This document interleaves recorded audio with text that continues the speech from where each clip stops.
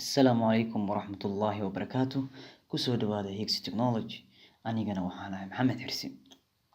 Maanta allow hadduu raalli ka noqdo waxaan samayn doonaa cashir aad u gaaban oo ku saabsan sida loo sameeyo banner.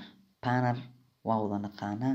Banner waxaa la dhahaa wuxuu noqon karaa roll up banner ama se bannerka caadiga ah ee loo saaro web banner oo noqon karaa ama se Facebook banner oo noqon karaa ama se banner size every size oo yeelan karaa.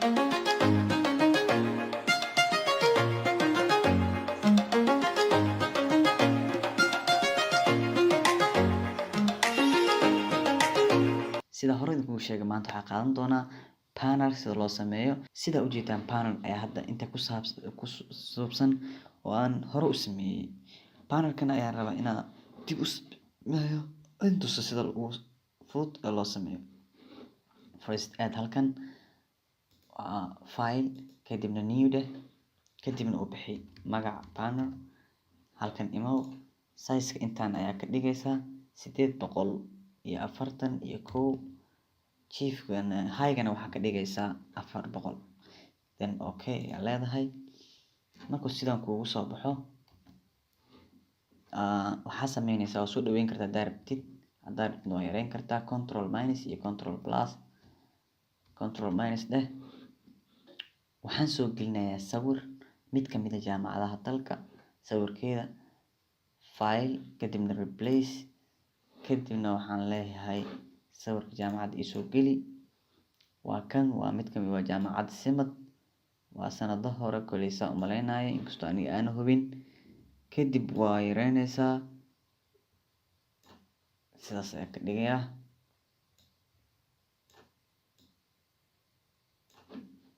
Markaan sidaan ka dhigo sawirkan waxaan rabaa inaan xiro object ayaa tagayaa log ayaa tagayaa kadibna select hadda ku dhufto wax ma ka dhibayo. Kadib waxaa sameynayaa log maadaama uu xiran yahay loggan wuxuu ii faa'iideynayaa inaan meesha uusan ka qaadmin. Kadib waxaa tagayaa halkan ay ku qoran tahay rectangle tool kadibna rectangle tool ayaa kor dhigaya. Rectangle toolkaas ayaa kor dhigay stroke colorka waa ka xirayaa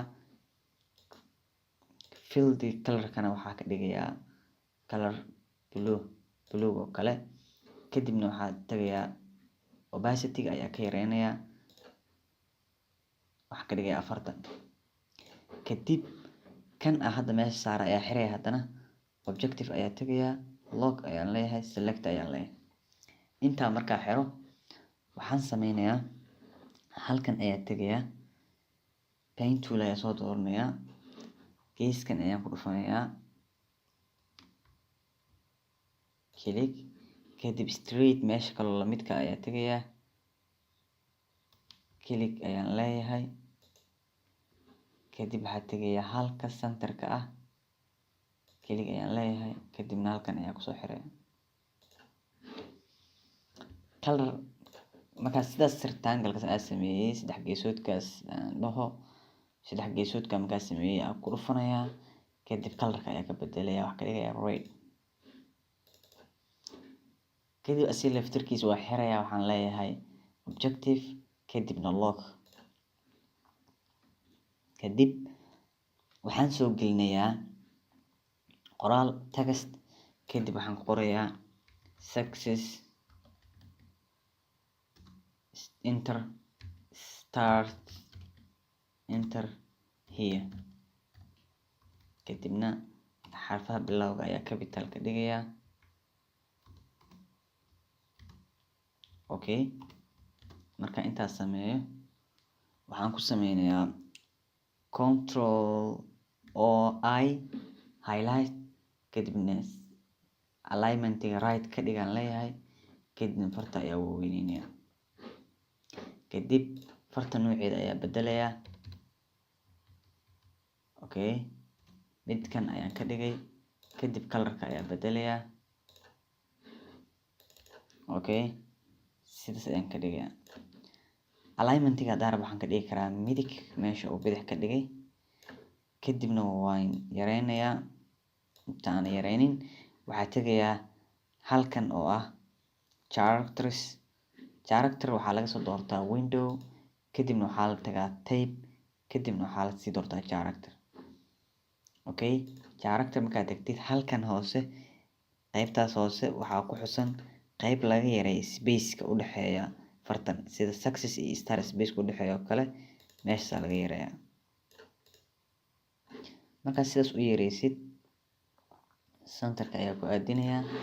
Kadib waxaan sameynayaa halkan ayaa waxaa ka tegayaa rectangle tool, korkiisa ayaa ku calaamadeynaya inta ilaa inta. Kadib waxaan sameynayaa, waxaan bedelayaa fieldiga ayaa waxaa u bedelayaa stroke color.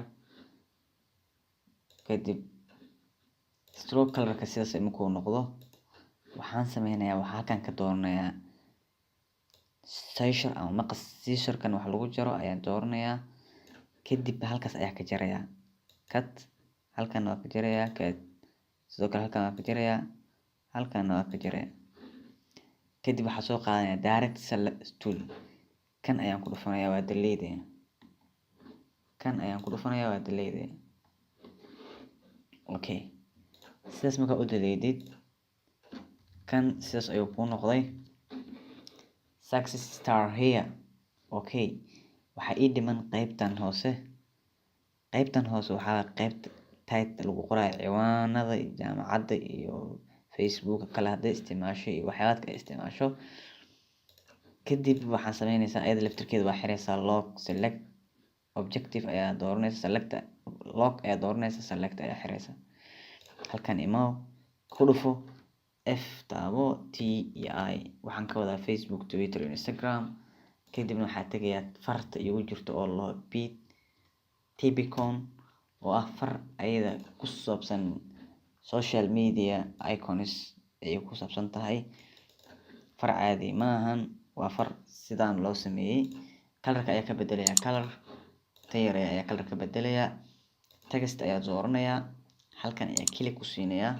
Kadibna waxaa ku qorayaa Hexi Technology. Fartan sidan markay tahay, farta ayaa ka bedelayaa center ayaa dooranayaa. Kadib okay, kadib halkan ayaa soo dhigayaa, colorkana waa ka bedelayaa. Okay, gaduud ayaa doortay. Kadib line kan segmentiga ayaa dooranaya, halkan ayaa alignment dhigayaa. Colorka ayaa ka bedelayaa, gaduud ayaa ka dhigayaa. Wax yar ayaa weyneynayaa. Okay, kadib waxaan sameynayaa location-ka ee jaamacad ay ku taalo Hexi Technology oo kale ayaa dooranayaa. Panelkan wax walba loo sameyn karaa. Location-ka icon waxaa jiro location la dhaho oo calaamad yar. Iconkaas waa la create gareyn karaa. Waxaan tegayaa rectangle toolka meesha ku jiraan, waxaa dooranayaa ellipse tool. Kadib halkan ayaa ku furayaa banaanka ah, waxaan ka wada dhigayaa field. Kadib direct selection-ka ayaa dooranayaa. Kadib halkaas hoosaa click ku siinayaa, wax yar ayaa saas u jiidayaa. Kadib geeskan ayaa soo qabanayaa, saan u soo jiidaa, dhexda keenaya, geeskan ayaa soo qabanaya, dhexda soo jiidaa. Sidaas markuu noqdo, haddana ellipse toolka ku noqonayaa, dhexdaas soo dhigayaa. Colorka ka bedel, white ka dhig. Okay, kadib highlight ayaa wada saarayaa, waxaa tegayaa pathfinder, kadibna delete the front one. Okay, sidaas ayuu ku soo noqonayaa location caadi ah, location-da aad taqaanay, location icon. Kadib intaas soo dhiganaya. Kadib waxaa ku qorayaa meesha ay ku taalo Maka al-Mukarrama ayay ku taalaa. Maka al-Mukarrama.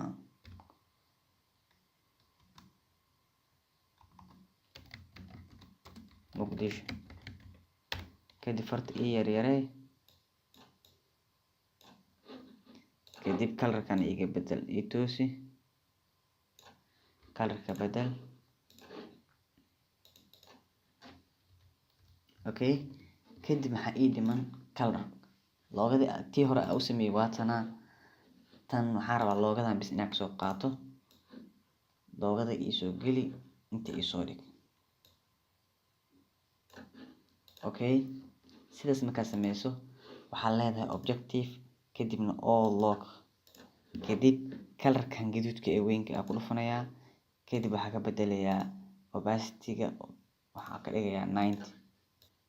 sidaas ayaa loo sameeyaa banner. Hadaa maqashid wax weyn u baahna, haddii warka u baahan tahay oo tiro badan yahayna waa kala quruxsanaysaa waana sameynaysaa banner.